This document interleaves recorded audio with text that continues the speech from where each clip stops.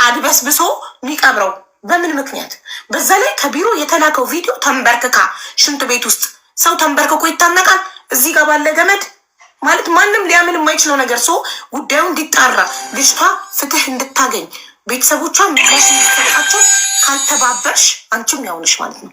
ሀቅ እንዲወጣ ማትተባበሪ ከሆነ ቅድስት ስታወራሽ እጅሽን ከዚህ ውስጥ አውጪ በአላህ እጅሽን ከዚህ ውስጥ አውጪ በአላህ ትያለሽ ደጋግመሽ ቮይሱ ላይ። ለምንድን ነው እጅሽን አውጪ የምትያት?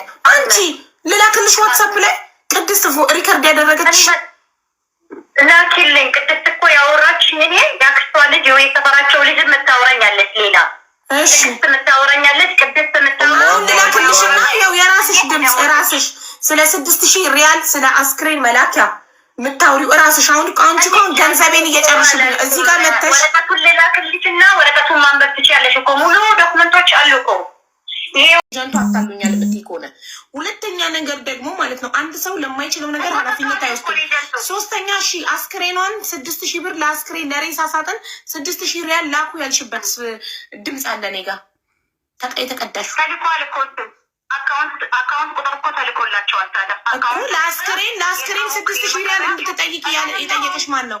ከቤተሰቦቿ ማን ያዘዘሽ? የአንቺ ድምፅ አይደለም? ልክፈትልሽ እዚህ ጋር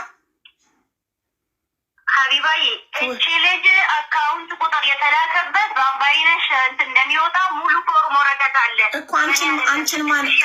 አንቺ ማናዞች ነው ለነሱ ለቤተሰቦቿ የአስክሬን ሳጥን መግዣ 6,000 ሪያል እንዲያስገቡ የጠየቅሻቸው እኮ ነው ጥያቄ። ማን ብሎሽ? ለማን አስገባዋል? እኔ ለቤተሰቦቿ በራ የ6,000 ሪያል ሳጥን የሚገዛበት ቦታ ደርሰዋል።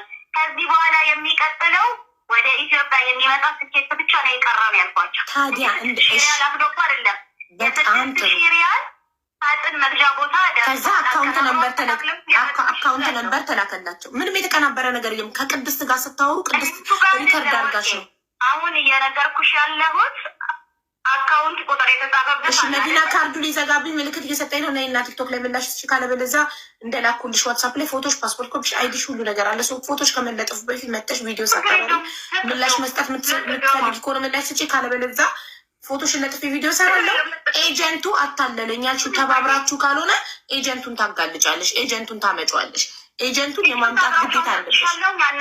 ቁጥሩን መስጠት ብቻ አይደለም ቁጥሩን ብቻ መስጠት አይደለም ማሪ ማምጣት አለብሽ።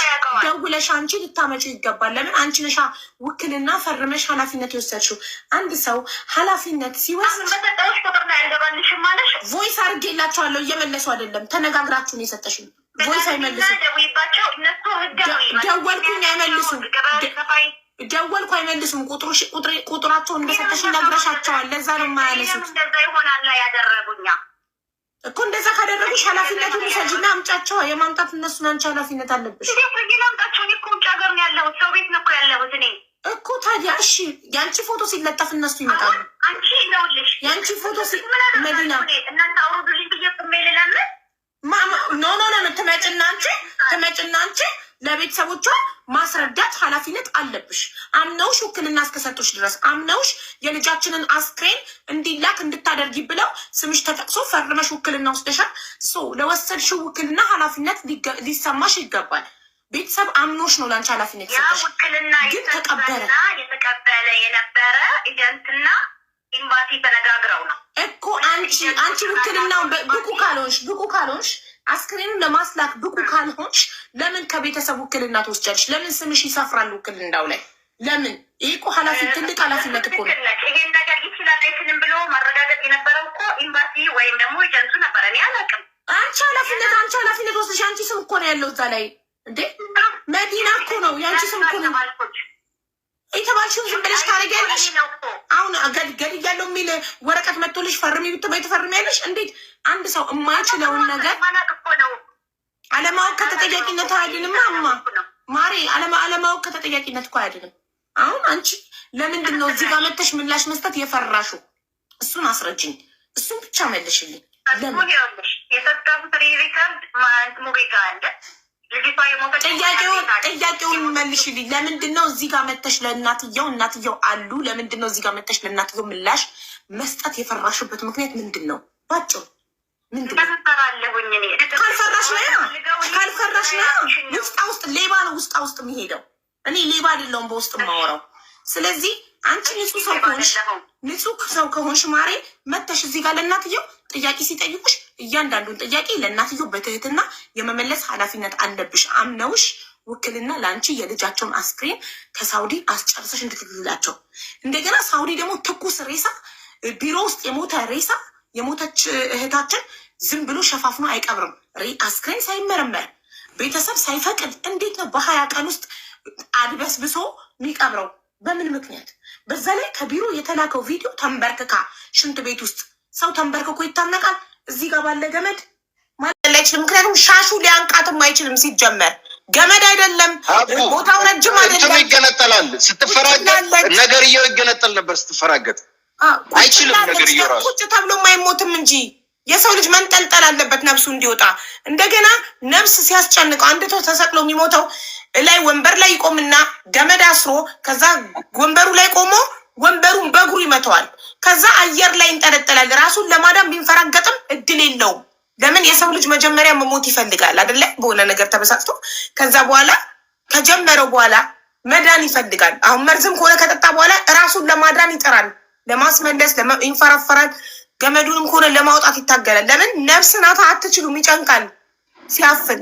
ስለዚህ እዛው ቁጭ ብሎ እንዴት ሰው ይሞታል? ቁጭ ብሎ ሻርፕ እዚህ ጋር አስሮ አናቱ ላይ ባለ ቧንቧ የማይመስል ነገር። አንድ ሁለተኛ፣ ነፍሷን ለማዳን ከመዳን ቤት አምልጣ ወጥታ ፖሊስ ጣቢያ የሄደች ልጅ ፕሮቴክሽን ፈልጋ ራሷን ለማዳን ነፍሴ አውጪኝ ብላ ከመዳን ቤት ሩጣ ወጥታ ፖሊስ ጣቢያ ሄዳ ፖሊስ ቢሮ አምጥቷት ቢሮ ሴፍሊ ከደረሰች በኋላ ቢሮ ሽንት ቤት ገብታ ራሷን የምታጠፋው ዋይ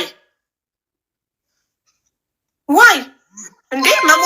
መሞት የፈለገ ተስፋ የቆረጠ ሰው እኮ እዛው መዳን ቤት ይሞታል። እዛው በእነሱ እጅ ግደሉኝ እንጂ አምልጬ ራሴን ለማዳን ወጥቼ አቅራቢያ የሚገኝ ፖሊስ ጣቢያ ሄጄ ፖሊስ ጣቢያ ቢሮዬ ደውለው ለቢሮዬ ያስረክቦኝ ቢሮዬ ስገባ አንድ ቀን አድሬ በነጋታው ሽንት ቤት ውስጥ ራሴን ካጠፋው ወይ መዳሞቹ እዛ ቤት እነሱ እንድትገደልላቸው ለቢሮ ከፍለው ነው።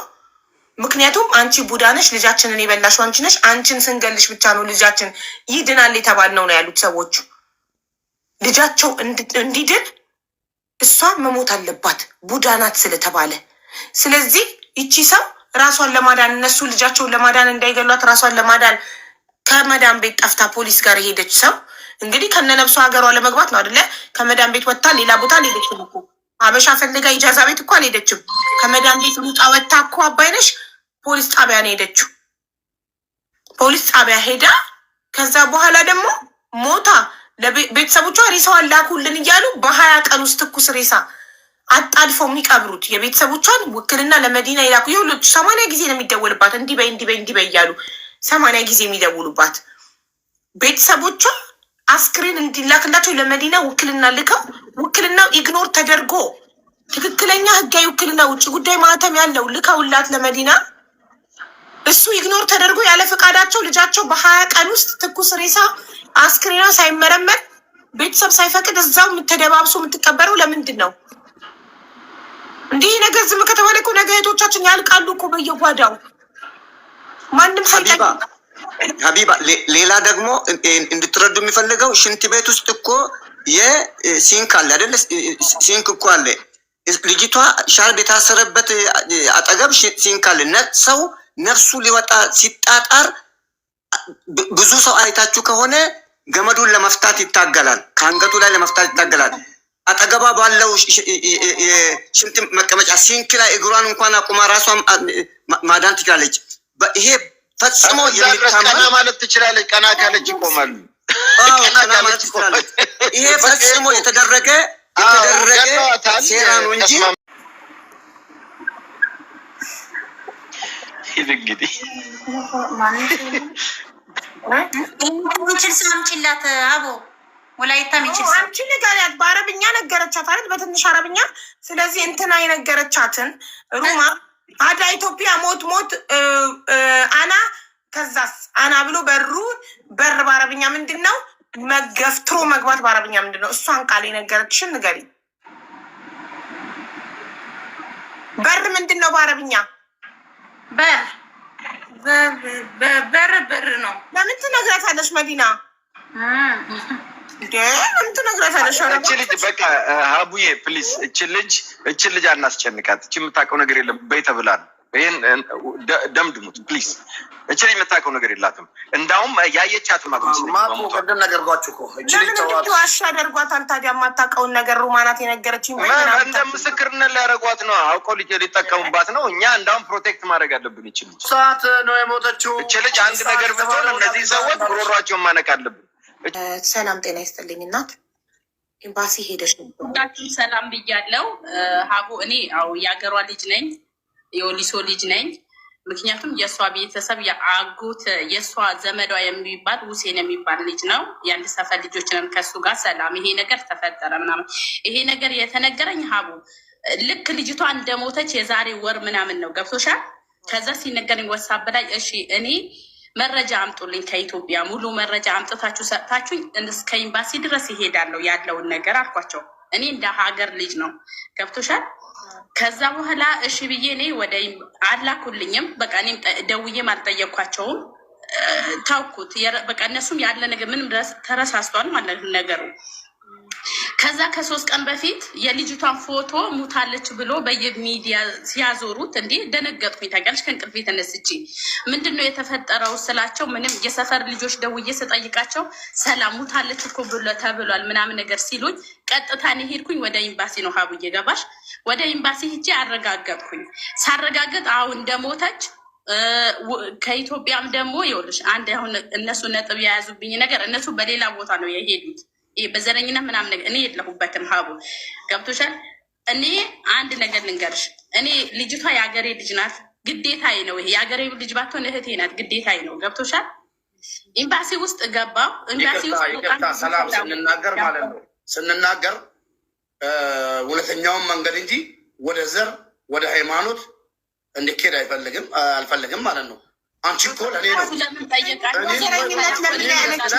ሙባረክ በውስጥ መጥተሽ ትናንትና እነሱ ነው እያሉ ሴሊ ስለሆንሽ አምኜሽ ሂጂ አልኩሽ እኔ ማለት ነው። ሰላም ወሊሶ አይደለም የሚለው የወሊሶ ልጅ እኮ ናት። ለምንድን ነው ማነሽ ብላችሁ ለምን ጠየቃችሁኝ? አገሬ ወሊሶ አይደለም።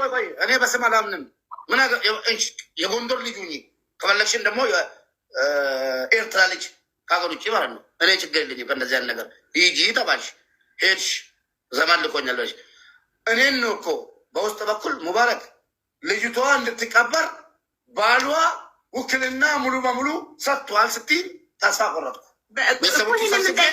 ሙባረክ ይህን ልጠይቃታ። ቆይ ይሄንን ቃል አሁን ሙባረክ ያለውን ብለሻል አላልሽም? እናቴ ሀቡ ብያለሁ። ቆይ ልንገርሽ ሀቡ እዛ ጋር ያልኩበት ብያለው ካልሽ ማሬ ብያለው ካልሽ ቆይ አይደለም ሀቡ ላስረዳሽ። ቆይ ላስረዳሽ ሀቡዬ፣ ኤምባሲ ውስጥ ስትገቢ ኤምባሲ ውስጥ ከሄድሽ ብዙ ሰው ሌላ መረጃ ነው ሚስ ልጠይቃት። ሰላም ጤና ይስጥልኝ እናት። ኤምባሲ